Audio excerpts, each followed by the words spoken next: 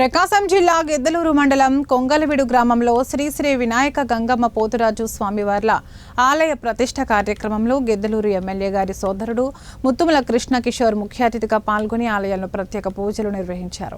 అనంతరం ఆలయ కమిటీ ఏర్పాటు చేసిన బండలాగుడు పోటీలను ప్రారంభించారు. ఈ సందర్భంగా ముఖ్య అతిథిగా హాజరైన కృష్ణ కిషోర్ కి పూలమాల వేసి శాల్వా సన్మానించారు.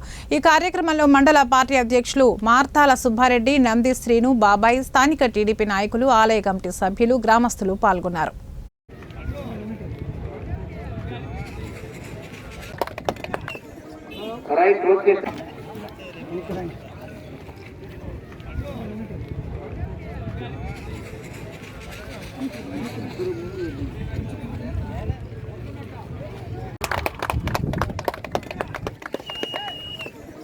Right,